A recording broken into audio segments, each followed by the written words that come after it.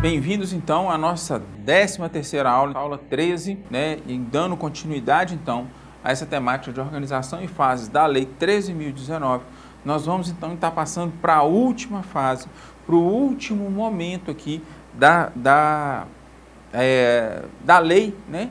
E da execução dessa lei, que é o momento de prestação de contas, que é impossível a gente iniciar a fala de prestação de contas sem reforçar mais uma vez que a dificuldade ou não dessa fase vai depender de como foi feito todo o processo, como foi construída todas as outras fases que a gente já falou aqui, e essencialmente de como foi construída a fase de planejamento.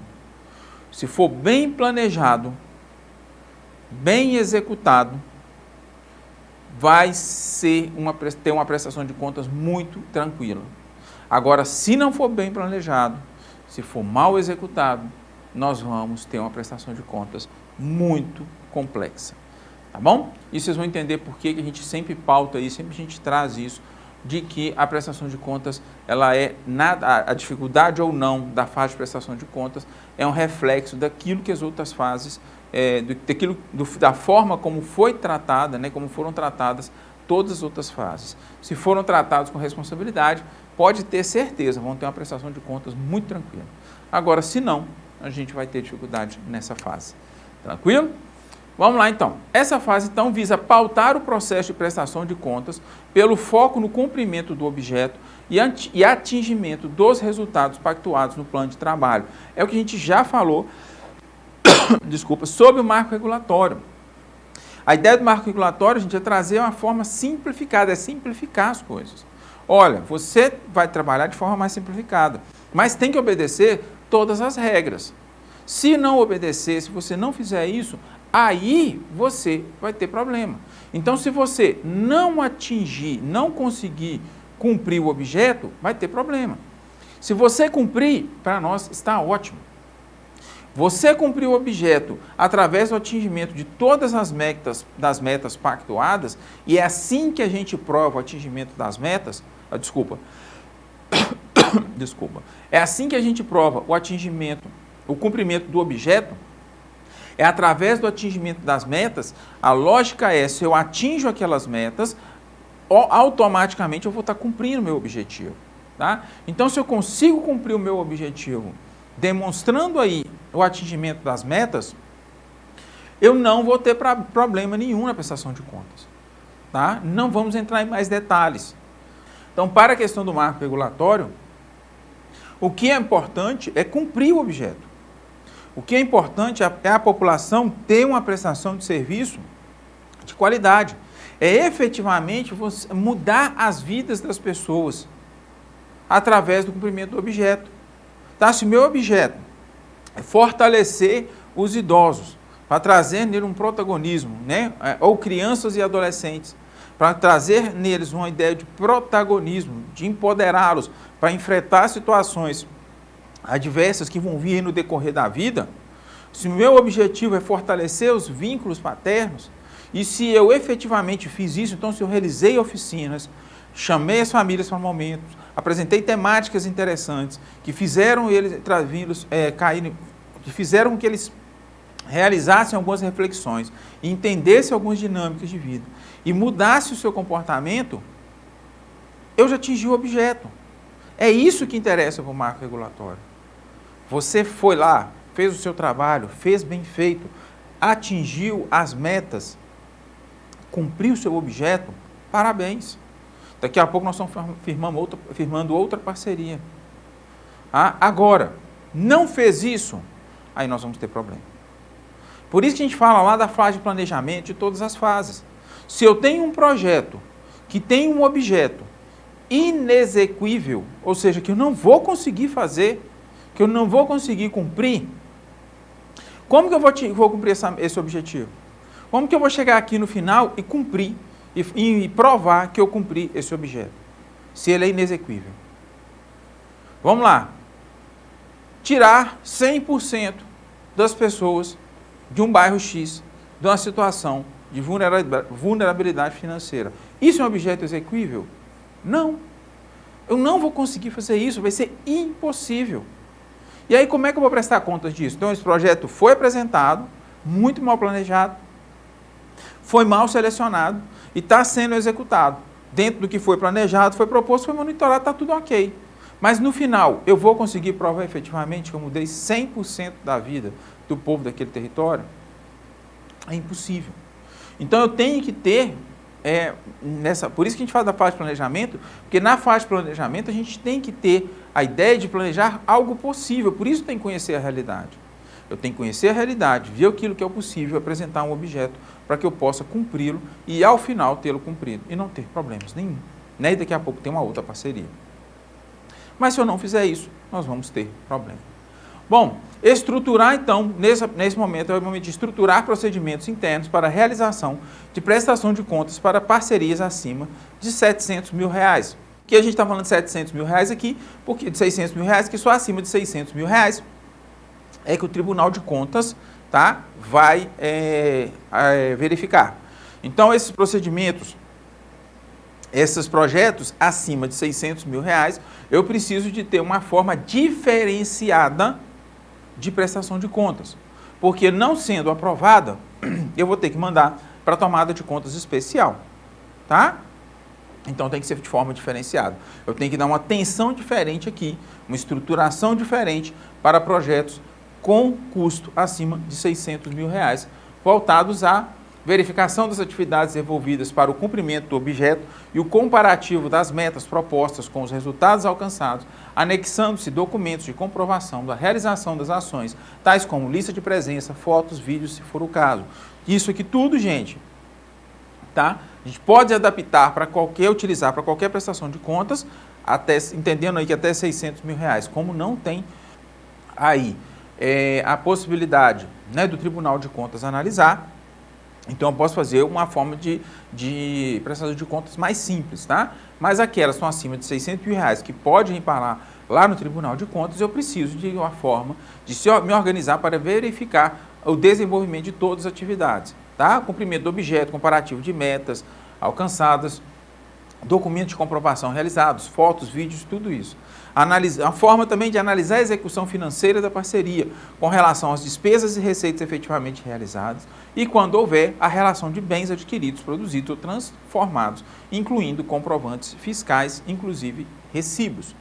Tá? Então, eu tenho que pegar toda essa documentação para analisar. Tá? Eu tenho que ter uma forma de ter toda essa documentação, inclusive planilha financeira. Tá? Inclusive extratos bancários, porque eu tenho que fazer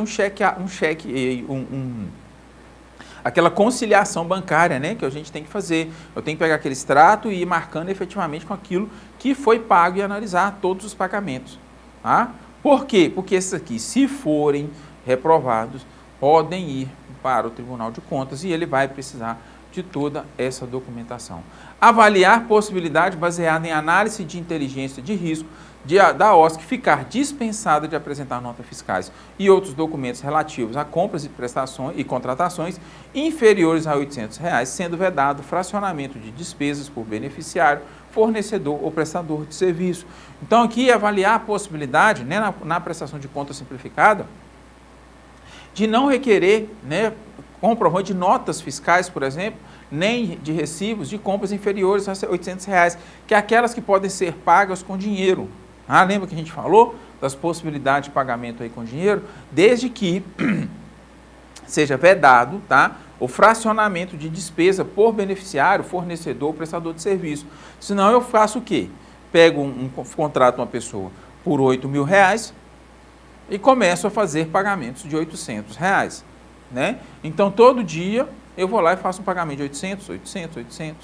Né? E quando chegar a 10 pagamentos, está resolvido o problema. Só que aí eu não tenho que prestar conta disso, não tenho que apresentar nota. Então, não posso. Tá? Esses R$800 aqui é por beneficiário. Então, todos os pagamentos do beneficiário não podem ultrapassar R$800. O total, para todo. Né? O do fornecedor também não pode passar de R$800. Do prestador de serviço também não pode passar de R$800. Toda essa soma.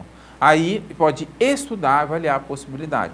Mas se fizer isso, tá? Isso tem que ser informado lá no manual de prestação de contas, tá? Também no edital, Também no termo de fomento, ok? Lá nesses 3 instrumentos tem que estar previsto a dispensa de apresentação de notas fiscais, tá? Ou recibos, no caso de compras e contratações, inferiores a R$ 800 por beneficiário, tá bom? Se extrapolar, tem que pagar. Ah, mas como é que eu sei isso? Olha, cheguei lá, viu o extrato. O extrato vai estar falando para quem que vai a transferência. Apresentou lá os R$ 800, mais 800 para o mesmo beneficiário, vai ter que apresentar nota fiscal, tá bom? Então tem isso aqui, a gente tem que tomar cuidado. Prever regras diferenciadas para parcerias, então abaixo de R$ 600 mil, com, por exemplo, análise de execução do objeto, baseando-se em informações mínimas necessárias para demonstrar o cumprimento do objeto pactuado no plano de trabalho. Por que essa diferença com menos de R$ 600 mil e acima de R$ 600 mil? Vamos lembrar? Porque projetos com custo de abaixo de R$ 600 mil não são apreciados pelo Tribunal de Contas, tá bom? Então a gente precisa, a gente pode ter uma apreciação diferenciada, porque se for reprovado, a própria comissão, junto ali com o gestor, vai aplicar as punições e as sanções previstas, tá? Não vai ser o Tribunal de Contas. Acima de R$ 600 mil, aí o Tribunal de Contas pode aplicar. E para ele aplicar essa punição, gente, ele vai precisar de toda aquela documentação que a gente já analisou, já discutiu ela aqui, tá? Para os menos de R$ 600 mil, a gente pode pensar então de uma forma simplificada, com a análise, como a gente já falou, análise de execução do objeto, baseada em informações mínimas, tá? Voltadas aí para demonstrar o cumprimento do objeto, e a análise financeira concentrar-se na verificação de conformidade entre o total de recursos repassados, inclusive aí rendimentos financeiros, e os valores máximos das categorias ou metas orçamentárias executados pela organização da sociedade civil. Então, eu vou pedir uma planilha de custo, né, junto com os extratos. Eu não preciso aqui ficar analisando nota por nota, documento por documento. Basta eu pedir aqui uma planilha, a planilha de custo atualizada deles, junto com o extrato, e aí eu vou fazer uma conferência se aquilo que foi recebido, né, junto aí com os seus rendimentos, foi efetivamente utilizado, né, na sua totalidade. E aí eu vou analisar muito aí os volumes totais. Então, total gasto, né, com colaborador, R$ 50 mil. Então, eu vou olhar aqui as despesas que saíram, né, os extratos, se efetivamente saíram R$ 50 mil. É uma análise bem mais tranquila, tá? Lembrando, tá, que essa análise mais tranquila só vai poder ser feita se houver a demonstração do cumprimento do objeto, tá? Se não houver o cumprimento do objeto, gente, vai ter que voltar lá atrás. Vai ter que ser uma prestação de contas muito mais detalhada, tá? E aí sim tem que apresentar o demonstrativo físico-financeiro. Aí vai ter que apresentar, além das planilhas, todas as notas, todos os recibos, tá? O extrato, tudo vai ter que ser apresentado. É o que a gente já falou, o marco regulatório trabalha nessa lógica. Olha, está mais simples, mas você tem que fazer tudo de forma correta, você tem que cumprir o objeto. Não cumpriu, aí você vai ter que demonstrar efetivamente que você não cumpriu o objeto, mas gastou o dinheiro de forma bacana. Não cumpriu e não conseguiu demonstrar que gastou o dinheiro de forma bacana, aí nós teremos problemas, ok? Dispensar a apresentação de cópias dos documentos fiscais e detalhamento do valor unitário ou total dos seus itens individuais e despesas. Então, a gente pode pensar nisso, né? Prever essa regra aí, dispensando esses tipos de informação, esses documentos, focando na planilha orçamentária, né? A planilha financeira que vai ser encaminhada. Possibilidade de controle por amostragem das parcerias, que serão objeto de avaliação complementar, solicitando à organização que apresente as cópias dos documentos fiscais previstos. Então, eu posso fazer isso por amostragem, inclusive. Então, se eu tenho 10 projetos, todos eles abaixo de R$ 600 mil, eu posso dispensar a apresentação, né, no geral, mas de algum ou outro, aleatoriamente, eu pegar ali 3, 4 OSCs, e pedir a documentação dessas 3, 4 OSCs e entender né, que essa legalidade, caso ela seja realmente verificada, se estende às outras OSCs aí, porque a gente pegou por amostragem e fez essa análise, ok? É a possibilidade, tá? É uma possibilidade, mas não quer dizer que você possa fazer isso, tá? A gente indica que faça, mas se não fizer, também não tem problema. Assim, a gente indica que faça, gente, dependendo da sua fonte de financiamento, tá? Porque dependendo da sua fonte de financiamento, de quem foi que depositou o recurso para você, é melhor você fazer uma prestação de contas mais detalhada, tá? Ainda que o valor seja inferior a R$600 mil, porque aí o financiador vai sentir mais segurança, né?